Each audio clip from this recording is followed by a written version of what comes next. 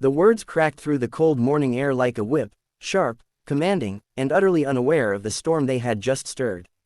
Colonel Arya Hale froze at the outer gate of Fort Drake, the massive military installation she had been assigned to lead just 48 hours earlier.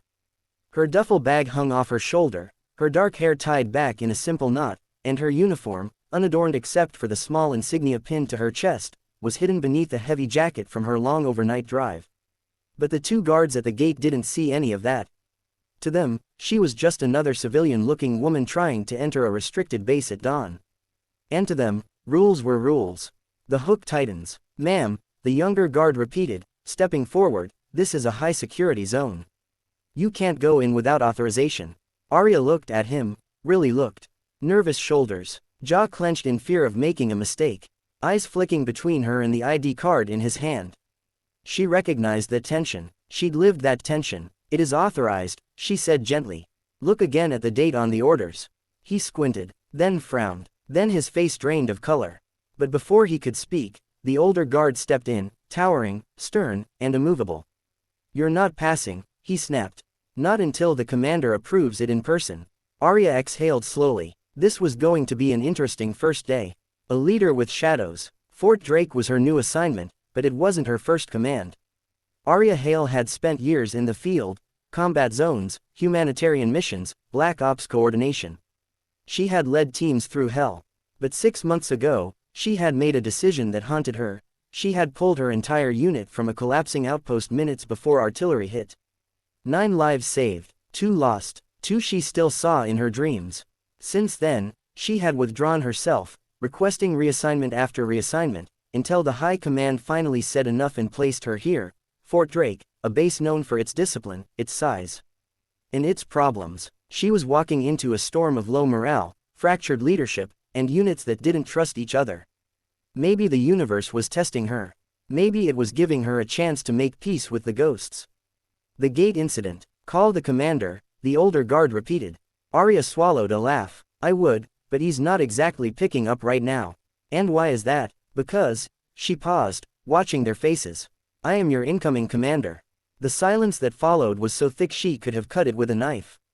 The younger guard choked. The older guard blinked twice, his expression crumpling from irritation to horror.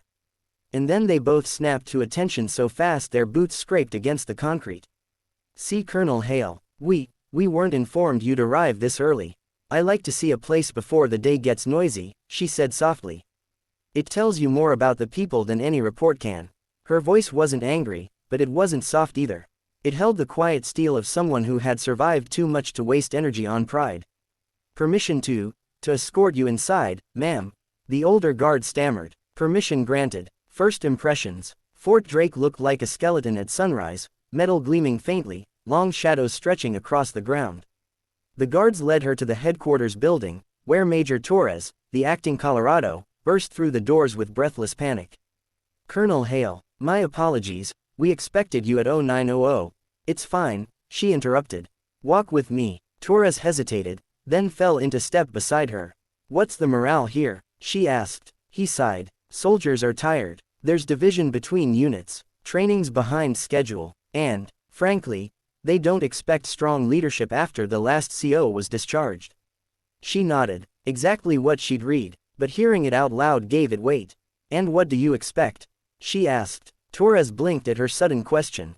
"Ma'am, what do you expect from your commander?"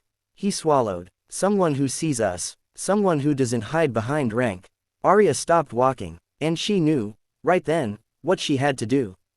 The first test, her first act as commander wasn't a meeting, wasn't a briefing, wasn't a ceremony. It was stepping into the training yard, where dozens of soldiers were starting their morning drills. Conversations died, heads turned, whispers leaked through the air. "That's her. She looks normal. Did you hear she requested reassignment 4 times? Think she can handle this base?" Arya inhaled deeply. Then she jogged forward and joined the run. For a moment, nobody reacted, stunned into stillness. Then the drill sergeant barked, "Colonel on the field. Pick up the pace." The entire unit accelerated, unsure how to react. Arya matched their speed, then exceeded it. Her breaths were steady, her stride natural. But inside, her chest tightened, not from exertion, but from the memory of 2 faces she would never see again. She pushed harder. By the end of the mile, several soldiers had fallen behind. She slowed, walked to one panting private, and held out a hand. "Up," she said, "no one gets left behind. Not on my field." His eyes widened. He took her hand. A ripple of energy spread across the yard. Respect, not given, but earned, had begun. Rebuilding the base. Over the next weeks, Arya transformed Fort Drake. She visited every unit, mechanics, logistics, engineers, medics. She listened before she ordered. She fixed broken systems. She replaced outdated equipment. She restored accountability without cruelty. But she also fought her own battles at night, sitting alone in her office, staring at the files of the 2 soldiers she had lost months ago. She read their letters, memorized their handwriting, and whispered the apologies she could never say out loud. The base saw a strong commander. They didn't see the woman carrying the weight of ghosts. The crisis that changed everything. One evening, a storm rolled in, violent, fast, and unexpected.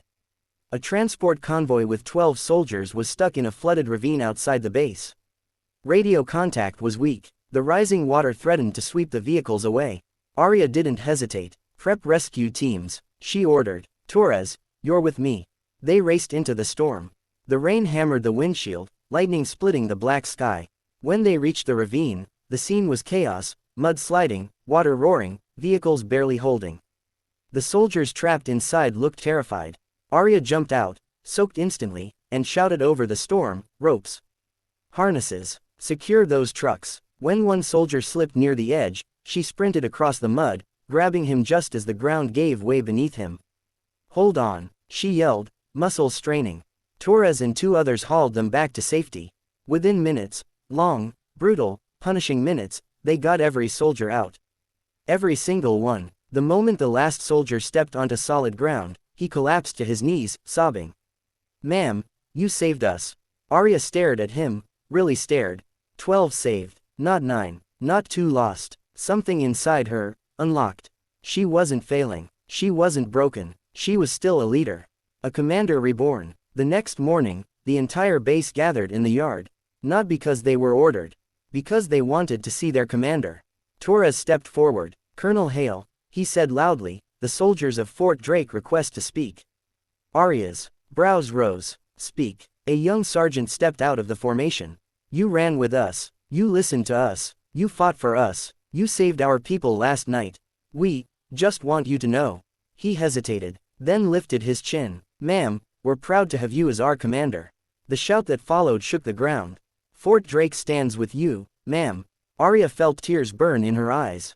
Not grief, not guilt, but release. For the first time in months, she felt the weight lift. Not because she forgot her ghosts, but because she realized she could still lead the living. The message that endures. Fort Drake changed under her command, not because Arya Hale was perfect, but because she was honest. She listened. She led from the front. She never pretended to be invincible. And her soldiers followed her because of it. No one would forget the day the guards stopped her at the gate, telling her, "Ma'am, you can't pass." And no one would forget the day she proved she wasn't just allowed to pass,